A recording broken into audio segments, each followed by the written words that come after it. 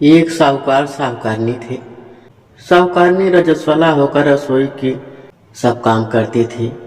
कुछ समय बाद उसके एक पुत्र हुआ। पुत्र का विवाह हो गया। साहूकार ने अपने घर एक ऋषि महाराज को भोजन पर बुलाया। ऋषि महाराज ने कहा, मैं 12 वर्ष में एक बार खाना खाता हूँ। पर साहूकार ने महाराज को मना लिया। साहूकार ने पत्नी से कहा, आज ऋषि महाराज भोजन पर आएंगे। उस समय स्त्री रजस्वला थी। उसने भोजन बनाया और ऋषि को भोजन परोसते ही भोजन कीड़ों में बदल गया। यह देख ऋषि ने साहूकारनी को श्राप दे दिया कि तू अगले जन्म में कुतिया बनेगी और तू बैल बनेगा। साहूकार ने ऋषि के पांव पकड़ बहुत विनती की। तब ऋषि ने कहा, तेरे घर में ऐसी कोई वस्तु है क्या जिसको तेरी पत्नी ने नहीं छुआ? तब साहूकार ने छीके पर दही पड़ा था, ऋषि को पिलाया। ऋषि हिमालय पर तपस्या के लिए चले गए। साहूकारनी की मृत्यु हो गई। श्रापवश साहूकार बैल बन गया और साहूकारनी कुतिया बन गई। दोनों अपने बेटे के घर पर रहने लगे। साहूकार का बेटा बैल से बहुत काम लेता, खेत जोतता, खेत की सिंचाई करता। कुतिया घर की चौकीदारी करती। 1 वर्ष बीत गया। उस लड़के का पिता का श्राद्ध आया।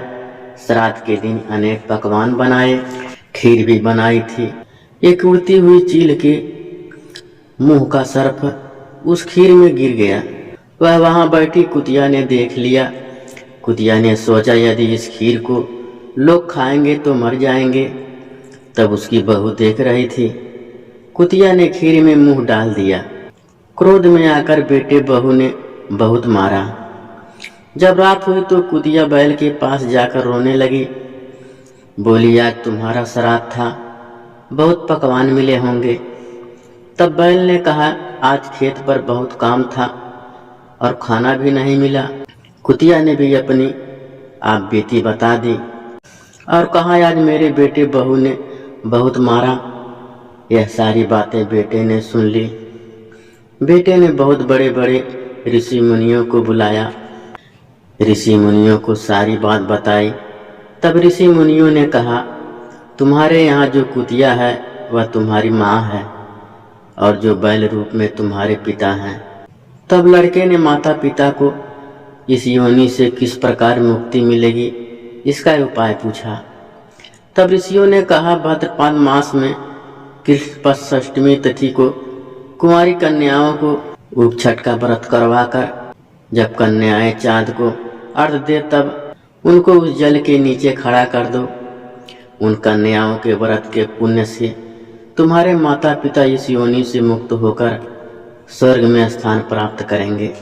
उसने ऐसा ही किया और स्वर्ग से विमान आया और उस लड़के के माता पिता को मोक्ष प्राप्त हुआ। हे भगवान, जिस प्रकार उनको मोक्ष दिया है वैसे सबको देना। बाकी मन की मनोकामनाएं पूरी करना। इस कहानी के बाद गणेश जी की कहानी सुननी चाहिए, पीपल पथवारी की कहानी सुनना चाहिए और लपसी तपसी की कहानी सुनना चाहिए। उपछठ का व्रत भगवान श्री कृष्ण के भाई बलराम जी का जन्म दिवस उपछठ को मनाया जाता है, इसीलिए इसे हलदर्ष्टि के नाम से जाना जाता है। उपछठ भाद्रपद मास के कृष्ण पक्ष की छठी को मनाया जाता है। इस दिन उत्तम रूप, सौभाग्य और संतान की इच्छा रखने वाली स्त्री को करना चाहिए।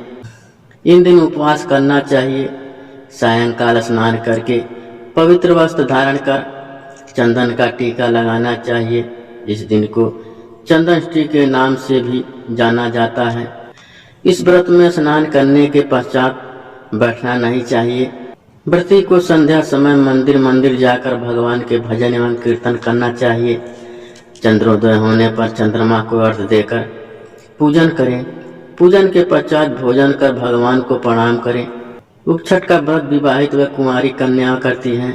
भगवान कृष्ण व बलराम जी के दर्शन मात्र से ही सभी मनोकामनाएं पूर्ण हो जाती हैं। उपछठ की कहानी सुनते हैं, लपसी तपसी की कहानी, पीपल पथवारी की कहानी, गणेश जी की कहानी, इल्ली घुन की कहानी, याद कहानी सुनी जाती है। इस व्रत को रजस्वला स्त्री नहीं करती हैं। इस व्रत में कटोरियां कल्पी जाती है। 8 कटोरियां में 8 लड्डू, 8 नारियल रखना चाहिए। रोली से छींटा देकर हाथ जोड़ प्रार्थना करें। अब 8 कुंवारी कन्याओं को या सुहागिन स्त्री को खाना खिलाकर 1-1 कटोरी नारियल लड्डू दक्षिणा में देना चाहिए।